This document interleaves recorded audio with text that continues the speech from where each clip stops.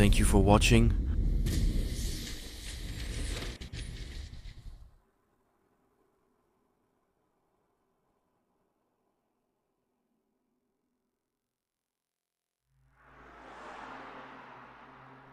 I've always wanted to drive on Route 66.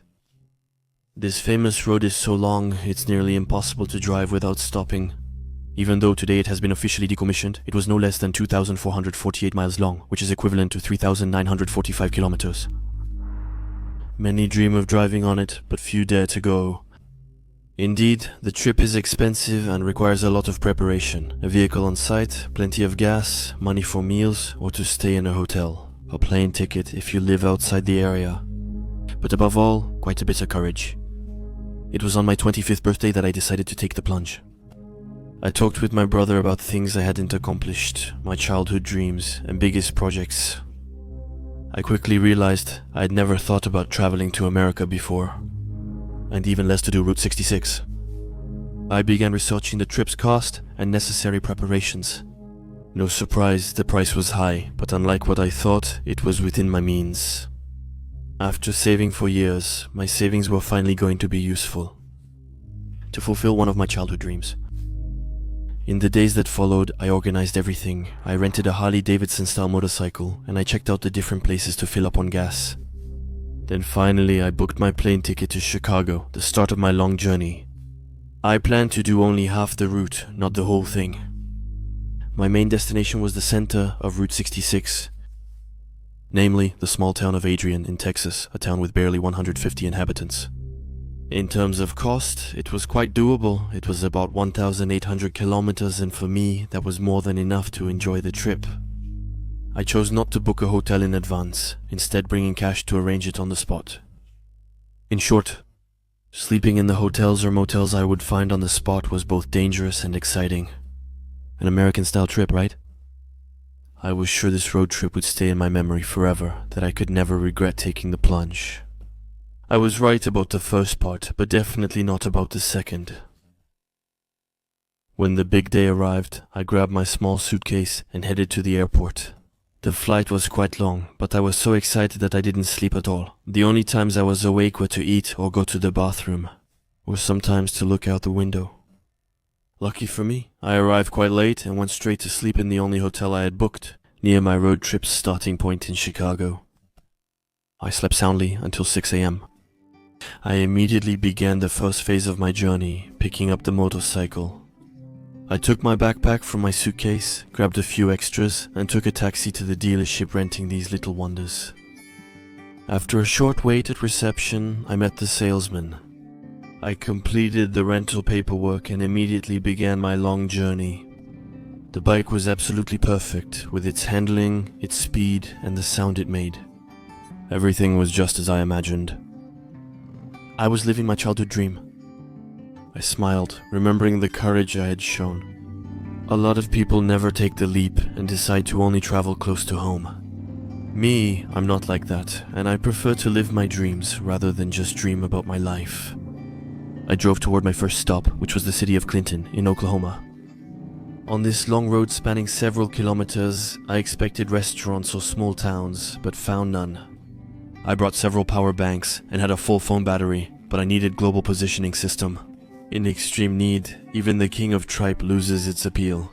Guided by something, I wanted to follow the signs and keep casa. My gas tank was full, and I even had another can ready just in case. I grew worried as the sun set in the distance. The road was starting to get long and darker, so I pulled over to the side and took out my phone. I was sure I had made a mistake and taken the wrong road. So I opened the Global Positioning System app on my phone, and that's when the problem started. I had no signal, but even worse, the Global Positioning System wouldn't locate me. In fact, it was showing me in the wrong place. According to it, I hadn't even left Chicago yet, even though I'd already been on the road for several hours. I looked around me to possibly ask for help, but there was no one else on the road except me. Moreover, night was beginning to fall, and the darkness was becoming more and more present. I took a deep breath and refocused instead of panicking. I listed all my options so I could properly resume my journey. And the only viable option was to turn back, so I could then resume the journey on a better footing. But I knew that by doing that, I wouldn't see any restaurant. With at least 6 more hours to drive, I grew hungry and knew fatigue would hit halfway. I questioned myself for several minutes until something caught my attention. In the distance, there were lights far away. I hadn't noticed them before because it wasn't dark enough. Now they were clearly visible, cutting through the darkness. At the end of the long road, I sat on the motorcycle and started the engine. Then I rode toward those bright spots without thinking. They were probably streetlights, and so, most likely a city. I rode a few minutes, then took a dirt road to reach the lights. The motorcycle wasn't made for that terrain, but luckily, it didn't last long. I rode like that for a little while, until I finally saw the city sign. On it, it said, "Welcome to Milton Town, the city that always comes in handy." At that moment, I totally agreed with what the sign said. But that didn't last very long. The city was very strange. Right from the start, the streetlights were dim, which made the houses especially dark and uninviting. I drove slowly to avoid waking people up while searching for a place to sleep, but it didn't help much.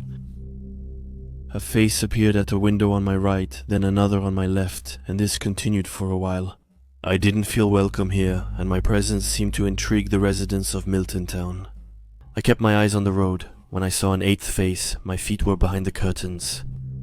I felt terribly uncomfortable less than 10 minutes after arriving in this town. Minutes passed, and I suppressed a joyful cry when I saw the sign, "Motel, 200 meters ahead." To stay quiet, I turned off the engine and pushed the motorcycle the rest of the way. After a few steps, I arrived. The motel's sign flashed blue, purple, and yellow, buzzing with each color change. It was a total cliché, like an American crime novel. I parked my motorcycle at the entrance, locked it, and entered through reception. The first thing that struck me was the smell. A strong, musty odor immediately hit my nostrils. It was a mix of dust and moldy wood. Over time, the decor was typical of old American motels. The floor was covered with brown, faded carpet, and tacky wallpaper was awkwardly put up on the walls. But to be completely honest, I really didn't care at all. I needed sleep, but more than that, I couldn't wait for morning to leave and continue my journey. I pressed the little bell at the front desk and waited for the receptionist. After waiting for 5 minutes, I tried again, but nothing. The receptionist was still nowhere to be found. I was getting impatient, and just as I was about to press it again, I saw him. My heart skipped a beat. Not because of his sudden presence, but mostly because he had always been there. He stood 2 meters from the counter in the shadows, and I hadn't noticed him. I didn't know how long he had been staring into the dark. I greeted him and asked him about the prices, but he didn't answer me. He just smiled at me and stared. I swallowed and asked him the question again. He raised his hand and pointed to the sign that was hanging on the wall. On it, the prices were displayed. One night, $30. I reached into my pocket and gave him the money. He glanced at the bills, didn't touch them, then slowly took the keys from the rack and handed them to me. I thanked him, and I didn't even bother to ask him where my room was, because his presence was starting to seriously frighten me. I finally found my room, 18. After searching the first floor briefly, I found the interior poorly decorated and outdated. I felt the wallpaper in my room matched the one at reception. The carpet, on the other hand, was a bit lighter, but just as faded as the one on the ground floor. The bed itself seemed clean, even though its decoration left much to be desired. I opened the window to get rid of the musty smell, then I looked outside for a moment. The fog had settled over the entire city. During the brief moment I had spent at the reception, I was not only shocked by how quickly it had settled in. Also, it wasn't cold at all. I kept watching for a moment and almost fell backward when I saw the little one on my left, waving at me from the street.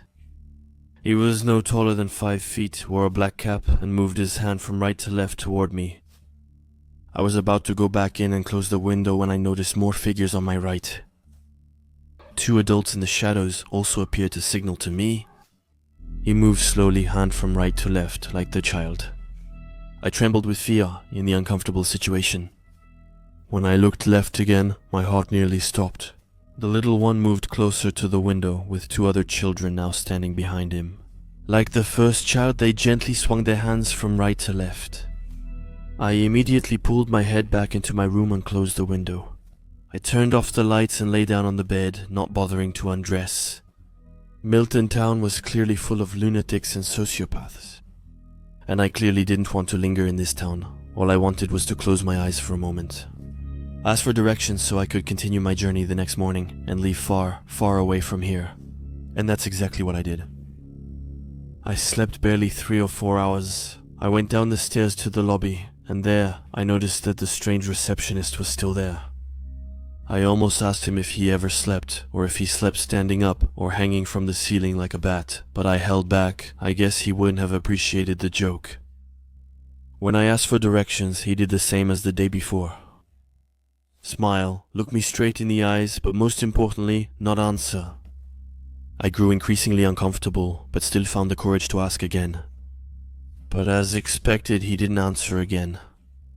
The discomfort overwhelmed me, so I left. Turning back was my first suggestion, but my stomach loudly reminded me that I had forgotten another detail. I was starving and needed to eat before getting back on the road. Do you know the most important thing on a road trip? The first thing, and I really mean the first, is to think about food. I had water but no food. I've never cursed myself more than in that moment for forgetting something as basic as food. So, to sum up quickly, by turning back, no restaurant for at least 6 hours, no food in my pack, and so I was forced to feed myself on the spot. Hilton town was not finished with me. I walked around town, hoping to find a restaurant or even a store for some takeout sandwiches or anything to fill me up. And that's when I came across this particularly strange restaurant. Its name was Gasterit, but the storefront looked like an old antique shop. I had never seen a restaurant market itself so poorly. Right from the start, I couldn't even see inside because the windows were so dirty. I took out my cell phone, hoping there would be a signal again so I could just get back on my way. Or tried to find a more presentable restaurant, but nothing. There was still no signal, and I still didn't know where I was. I hesitated for a while, but only went in after my stomach growled again. The inside matched the outside perfectly. The musty smell from the motel was also here, and the view was particularly ugly. It looked like an old abandoned diner. The chairs weren't even placed properly. The tables that weren't being used looked dirty and aged over the years, and the grimy tiled floor seemed to be stained with sauce in some places. As for customers, 2 or 3 people were there eating a hamburger, and they all had their backs turned to me. I didn't dare say a word. Anyway, it seemed to be a custom here. I walked toward the counter and saw the different hamburgers offered above my head on a long board. To be honest, there were only 3. And only hamburgers, of course, no hot dogs, fries or salad. No, it was just hamburgers, but since I was so hungry, I had no intention of being picky. An employee who seemed to work in the kitchen then came up to me. He smiled at me, but on the other hand, he didn't greet me. He just stood there staring at me without moving. I then broke the silence and asked him for one of the hamburgers that was on the list. Without saying a word, he went back to the kitchen and got back to work. At that moment, I remember thinking that I hadn't heard anyone else but myself speak. For more than 14 hours without hearing a single other voice but my own. Who can brag about experiencing something like that these days? The cook returned after a while and gave me the oil-stained cardboard box meant for my hamburger. I gave him $5 and sat down. At the table that looked the least dirty of all, the hamburger was particularly disgusting. Honestly, to tell you the truth, it was inedible, but hunger sometimes pushes you to your limits. And I didn't leave a single crumb. I'd never had such a strange steak. The texture, the taste, didn't match that of beef. As for the salad, it might as well have been plastic. I wouldn't have noticed the difference. The steak's strange taste overpowered the other ingredients, leaving them flavorless. I got up from my chair and turned around, ready to leave. Which I couldn't do at that moment, because what was in front of me simply paralyzed me with fear. The 3 people who were previously sitting and eating were now standing, smiling and staring at me. I was about to ask them what they wanted, but all 3 of them raised their right hands to greet me. Slowly waving it from right to left, I didn't wait another minute and quickly left the restaurant. This city was freaking me out, and I didn't want to stay any longer. So, without waiting, I got on the motorcycle and started it. I had slept and eaten, so there was nothing left for me to do. As for asking for directions, I'd rather go through a 6-hour trip and ask normal people for that. While driving, the streets were empty, so I kept going until I finally passed the city sign. I glanced back and almost fell off my bike. When I saw what was in the streets, the city, there were at least 30 people on the sidewalks, on the road, and at their windows, and all those people were watching me leave, and then once again they waved at me. I was truly glad I chose to leave that place. Who knows what would have happened if I'd stayed in that madhouse. I kept driving repeatedly, and as agreed, turned back toward the nearest town. Since then, I never returned to Milton town. The rest of my trip was smooth, and I eventually reached the halfway point on Route 66. I met quite a few people and really enjoyed my trip. But even though I was satisfied, that place, town, stayed in my mind. To me, it was something significant in my journey that stood out like a stain on an otherwise beautiful picture. That's why, once I returned to my country, I started my research on Milton town. I was pleased to see the town existed and was near Route 66. But even today, I wonder how I could have been so wrong. Because the road to get to that place had nothing to do with the one I was supposed to take to get to Clinton. I didn't dwell on it too much, because it's true that my sense of direction can sometimes mess up a bit. That's a detail I should have taken into account. Before leaving, I read the content of the article, thinking I was going to find out what was wrong with the people in this town. The good news is that I got answers to most of my questions. Unfortunately, I can't explain how any of this is possible. As I told you, the city of Milton really exists. And yes, its inhabitants are strange, but in a way, it really seemed welcoming, since they spent their time greeting me. I guess it's not often that you come across a soul in this town, someone who's alive, I mean. Because Milton is not a town like the others, it's a ghost town, dead for more than 50 years. No one lives or operates businesses there now. What I went through in Milton is beyond words. But one thing is certain, it's that the things that were in that place clearly knew I was still alive, that I had a soul if I had let my guard down. Who knows what those things would have done to me?